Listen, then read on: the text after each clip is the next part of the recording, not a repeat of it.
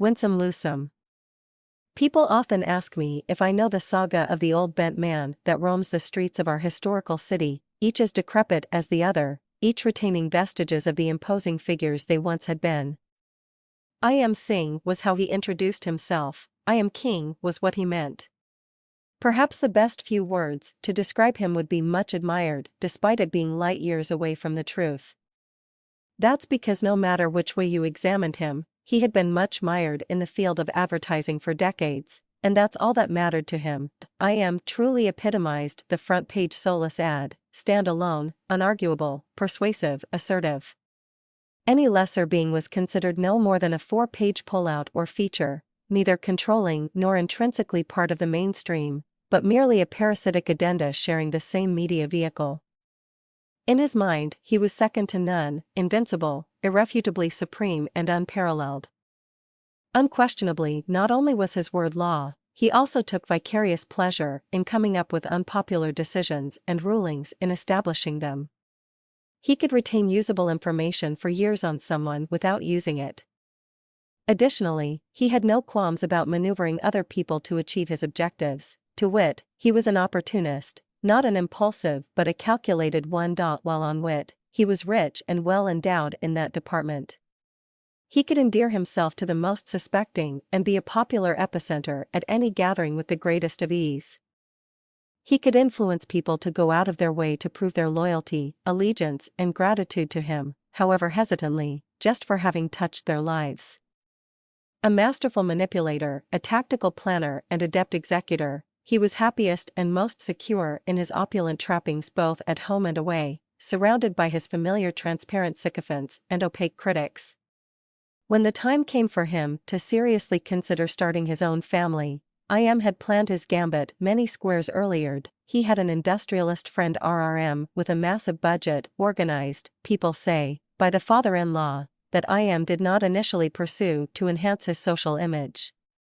What the industrialist did not know was that the ad man was in on his gaining sexual favors from his plain Jane's wife's sister, who was fed up of RRM's flaccid advances in any case. The socialite ad man harbored no more delays, dropped anchor, distributed the ornate cards, and, using his newly found wife Kiran's influence, waltzed off with the account as a bonus. For a while, Kiran was the light of his life, a popular hostess and an able supporter of his schemes. Alas, she was able to bear him just one son Jojo, though one dare, says IK's overbearing personality, hoped to be born more. Over the years, his interest in Kiran waned, overtaken by his resolve to make Jojo an echo of his own personality. Not much was heard of Kiran thereafter, though one is sure she continued to lurk in IM's shadows. Perhaps she was relegated to the womb-to-tomb syndrome adopted by any vibrant society to anyone that does not contribute sizably to its activities. What misadventure it was for the ad man to realize that Jojo could never be as malleable and ductile, like mallards and ducks, as his heart desired. IM spared no funds or efforts to afford Jojo the best of education and exposure, but could not shake the romantic core off the ladder.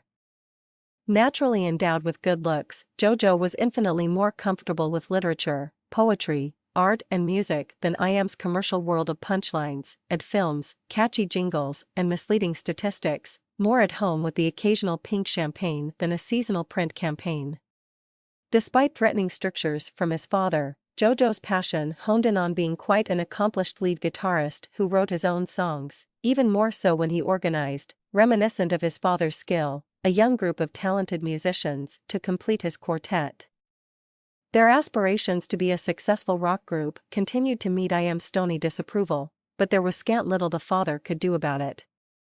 Social pressure detracted him from outright disowning Jojo or evicting him from his house without further provocation. Jojo's soft exterior as a contrast to his father enjoyed a more acceptable public persona. Meanwhile, Jojo 4 music gained rapid popularity in the city, playing live at many leading watering holes and gaining commercial success that IM tried fervently to distance himself from.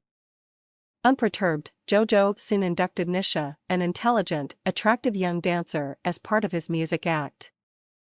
The young musician had known her family from earlier days. Nisha's mother began her secretarial career at IM's Ads Hop. Jojo and Nisha's combination on stage was so electric that they brought down the house, IMs included, wherever and whenever they performed. After this, there was no looking back for Jojo though as time had it, there was not too much to look ahead for either. The affinity between Jojo and Nisha cemented, became concrete.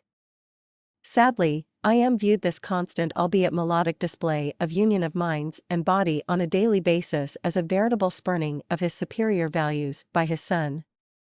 Unwittingly goaded to a fitting reaction, he publicly joshed Jojo to join him in a debate on the morality of latter-day art at the local country club, of which he was secretary.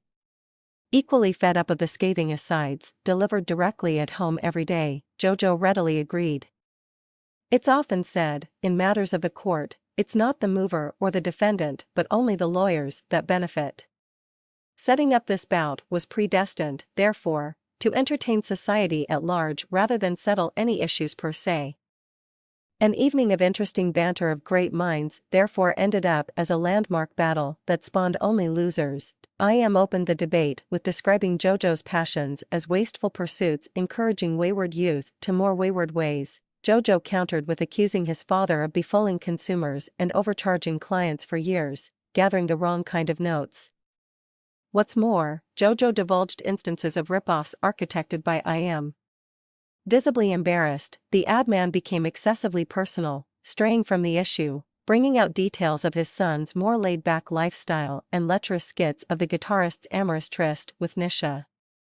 Inevitably, the atmosphere became explosive with Jojo crucifying IM's personal and commercial morals, and his shameless misuse and disuse of people. The crowd cheered silently in their heart of hearts, but the die had been cast. IM announced Jojo's expulsion from his house, the club, and resolved to have his contract stricken from whatever bars and restaurants under IM's influence. His ire enveloped Nisha, whose dancing license he vowed to revoke with the administration's collusion. With an illogical vendetta yet unslaked, the rumor spread like wildfire that the ad man may well have his son bumped off. He couldn't afford to have such a strident voice of dissension in circulation, even if it was a son. Another die was cast, debt wish won. Society remained mute in their disapproval, even though they had secretly admired the fearlessness with which Jojo had lampooned his father.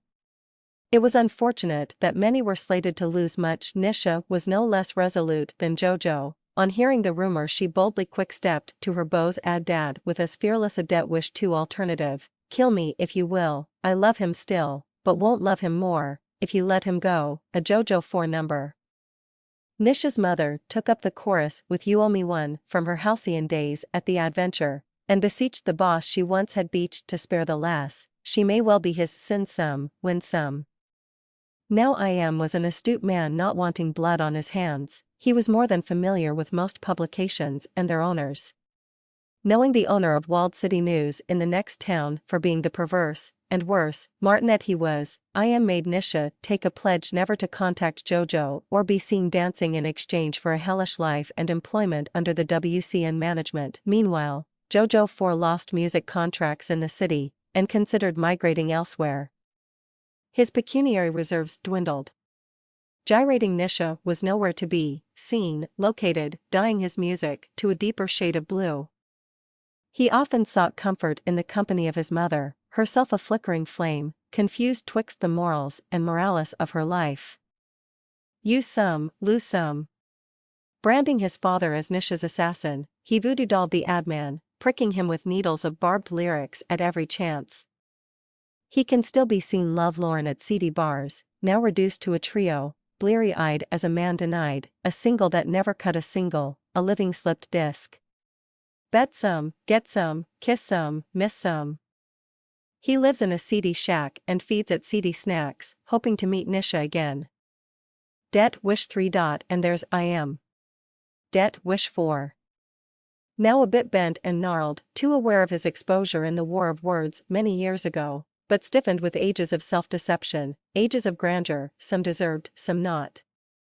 A body reinforced with promises, but a mind deflowered, a fervor displayed, but an audience unswayed, a wife dismayed and later mislaid, and a son more bound with musical chords than familial chords, festooned with notes of wispy melody rather than crispy currency.